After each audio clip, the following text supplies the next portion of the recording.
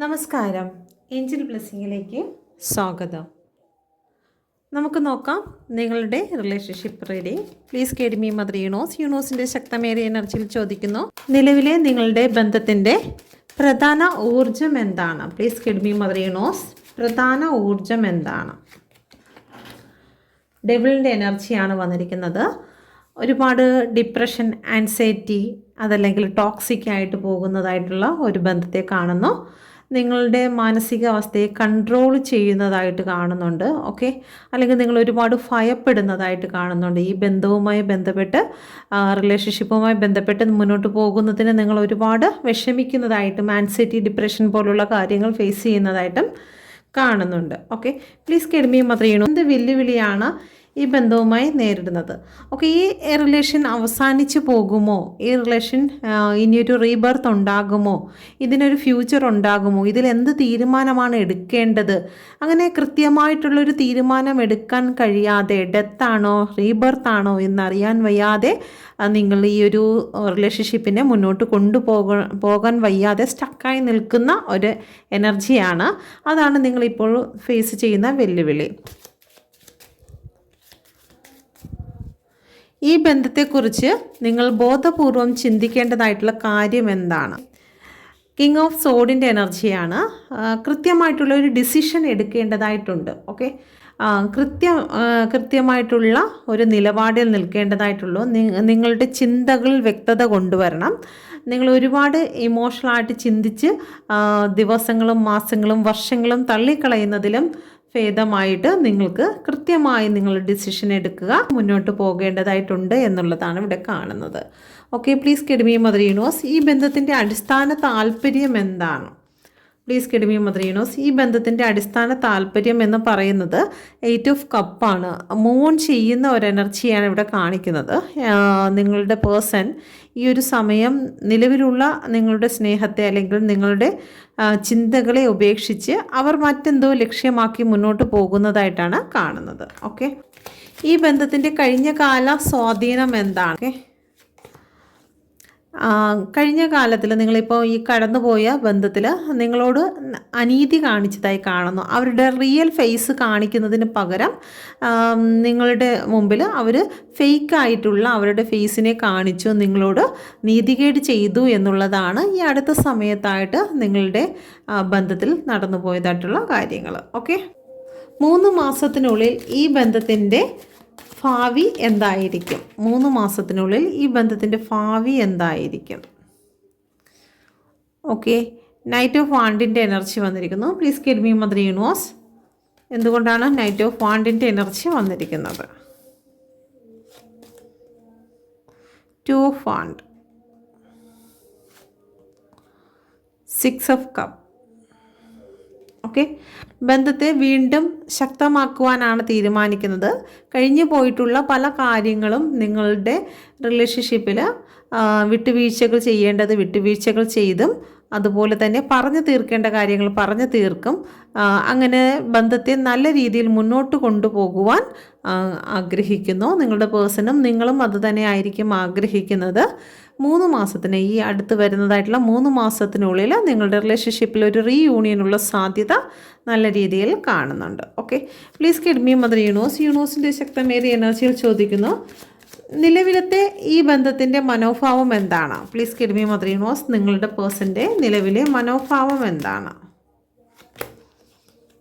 9 of pentacle. ഇപ്പോൾ അവർക്ക് കൂടുതലും സാമ്പത്തികപരമായിട്ടുള്ള കാര്യങ്ങളിലേക്ക് ചിന്തകളാണ്. ഓക്കെ, അവർക്കൊരു പക്ഷേ ഇപ്പോൾ എന്തെങ്കിലും സ്ട്രഗിൾ ഫേസ് ചെയ്യുന്നുണ്ടായിരിക്കാം. ഓവർ തിങ്കിങ് കാണുന്നുണ്ട്. ഒരുപാട് വേദനയിലൂടെയാണ് കടന്നു പോകുന്നത്. ഓക്കെ, അപ്പോൾ ഈ ബന്ധത്തിന് വേണ്ടി ഒരു ആക്ഷൻ എടുക്കുവാനോ സാമ്പത്തികപരമായിട്ട് മുന്നോട്ട് പോകുന്നതിന് പ്രാക്ടിക്കലായിട്ട് ചിന്തിക്കാൻ അവർ തയ്യാറാകുന്നില്ല. കാരണം അവരുടെ മനസ്സ് മുഴുവനും നെഗറ്റീവ് ചിന്തകളാൽ നിറഞ്ഞിരിക്കുന്നത് കാരണം നിലവിലൊരു ആക്ഷൻ എടുക്കുന്നതായി കാണുന്നില്ല. ഏകദേശം 3 മാസത്തിന് ശേഷം അതിലൊരു മാറ്റം സംഭവിക്കുന്നതായിട്ടാണ് കാണുന്നത്. Okay, please guide me mother universe, third party എങ്ങനെ ബാധിക്കുന്നു? ഈ ബന്ധത്തിൽ തേർഡ് പാർട്ടി, തേർഡ് പേഴ്സൺ ആരുമാകാം, ഫാമിലി, റിലേഷൻഷിപ്പ്, ഫ്രണ്ട്സ്, കരിയർ, സാമ്പത്തികം, ഇതെല്ലാം തേർഡ് പാർട്ടിയിൽ വരുന്നതാണ്. Okay, please guide me mother universe, നിങ്ങളുടെ ബന്ധത്തിൽ തേർഡ് പാർട്ടി എങ്ങനെ ബാധിക്കുന്നു? 3 ഓഫ് പെൻറ്റിക്കിളിൻ്റെ എനർജിയാണ് വന്നിരിക്കുന്നത്. തേർഡ് പാർട്ടിക്ക് ഇതിൽ നല്ല സാധ്യതയുണ്ട്. അവർ ഈ ഒരു ബന്ധത്തെ നല്ല രീതിയിൽ മുന്നോട്ട് കൊണ്ടുപോകുവാൻ ശ്രമിക്കുന്നതായിട്ടാണ് കാണുന്നത്. ഒരു പക്ഷേ പേരൻസ്, സുഹൃത്തുക്കളോ ആയിരിക്കാം. ഓക്കെ, ഈ ഒരു ബന്ധത്തിന് വേണ്ടിയിട്ട് അവർ എഫേർട്ട് ഇടുന്നു. നോക്കട്ടെ അത് ഏത് രീതിയിലുള്ള എഫേർട്ടാണെന്ന് നോക്കട്ടെ. Please get me mother universe. എന്തുകൊണ്ടാണ് 3 ഓഫ് പെൻറ്റിക്കിൾ വന്നിരിക്കുന്നത്? ഓക്കെ, 9 ഓഫ് കപ്പിൻ്റെ എനർജി. ഒരു സന്തോഷം കടന്നു വരുന്നതിന് വേണ്ടി തന്നെയാണ് എഫേർട്ട് ഇടുന്നത്. അപ്പം നിങ്ങളെ അറിയാവുന്നതോ നിങ്ങളുടെ സുഹൃത്തുക്കളോ നിങ്ങളെ ഒന്നാക്കി വരുന്നതിന് വേണ്ടിയിട്ട്, അല്ലെങ്കിൽ നിങ്ങളുടെ ഇടയിൽ ഉണ്ടായിരിക്കുന്ന പ്രശ്നങ്ങളെല്ലാം പറഞ്ഞു തീർക്കുന്നതിന് വേണ്ടിയിട്ട് അവർ എഫേർട്ട് ഇടുന്നതായിട്ട് കാണുന്നു. അത് പേരൻസ് ആയിരിക്കാം, അല്ലെങ്കിൽ സുഹൃത്തുക്കൾ, നിങ്ങളുമായിട്ട് കമ്മ്യൂണിക്കേറ്റ് ചെയ്യുന്നതായിട്ടുള്ള സുഹൃത്തുക്കളായിരിക്കാം.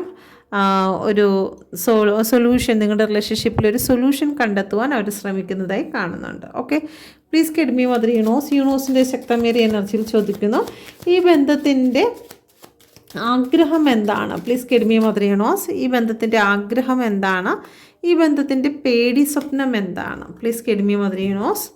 ആഗ്രഹം എന്ന് പറയുന്നത് മുന്നോട്ട് ശക്തമായി മുന്നോട്ട് പോകണമെന്നുള്ളതാണ്. നിങ്ങളുടെ മനസ്സിലുണ്ടായിരിക്കുന്ന പ്ലാൻ അനുസരിച്ച് തന്നെ ഈ ബന്ധത്തെ മുന്നോട്ട് കൊണ്ടുപോകണമെന്നുള്ളതാണ് നിങ്ങളുടെ ആഗ്രഹം. ഓക്കെ, നിങ്ങൾ ഭയക്കുന്നതായിട്ടുള്ള കാര്യം എന്താണെന്ന് ചോദിച്ചു കഴിഞ്ഞാൽ 10 ഓഫ് കപ്പിൻ്റെ എനർജിയാണ്. ഫാമിലിയെ ഭയക്കുന്നു. നിങ്ങളൊരു പക്ഷേ എക്സ്ട്രാ മാരിറ്റൽ അഫെയർ ആയിരിക്കാം, അതുകൊണ്ടായിരിക്കാം ഫാമിലിയെ ഭയക്കുന്നത്. അല്ലാത്ത പക്ഷം നിങ്ങൾ വിവാഹം കഴിച്ച വ്യക്തികളാണെങ്കിൽ, കുട്ടികൾ ഇല്ലാത്തവരാണെങ്കിൽ കുട്ടികൾ ഉണ്ടാകുമോ ഇല്ലയോ എന്നുള്ള കാര്യത്തെക്കുറിച്ച് ഭയപ്പെടുന്നുണ്ട്.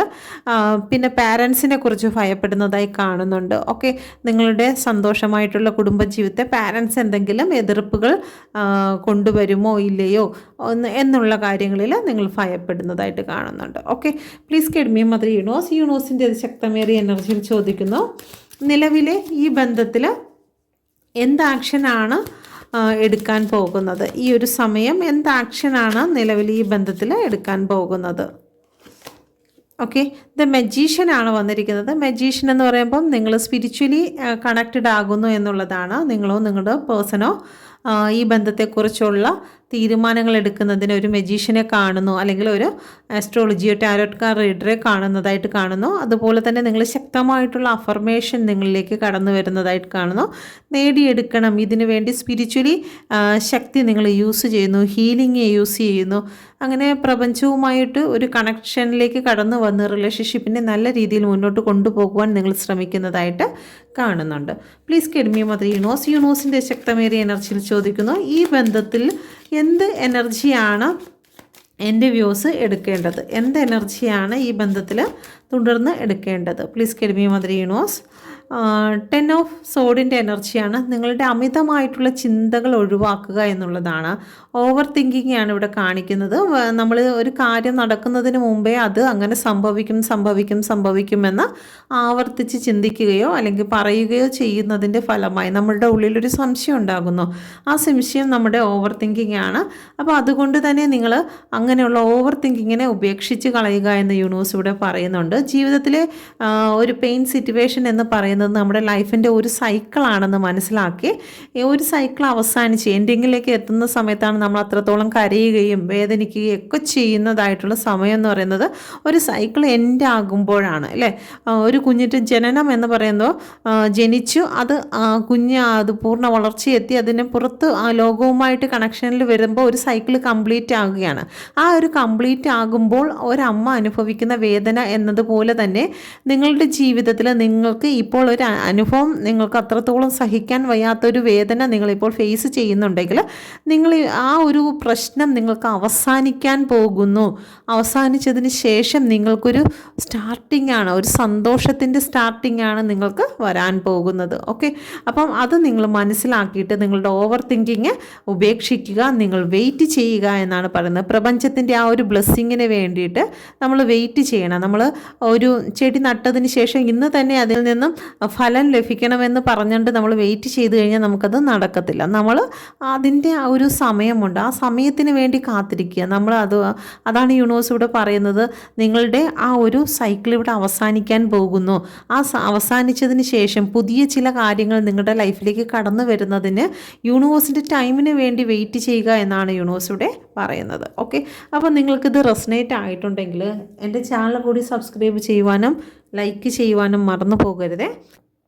ഇതൊരു ജനറൽ റീഡിംഗ് ആണ്. ജനറൽ റീഡിംഗ് ആയതുകൊണ്ട് തന്നെ നിങ്ങൾക്ക് റെസനേറ്റ് ആകുന്നത് മാത്രം എടുക്കുക, ഇല്ലാത്തത് നിങ്ങൾ വിട്ടുകളയുക.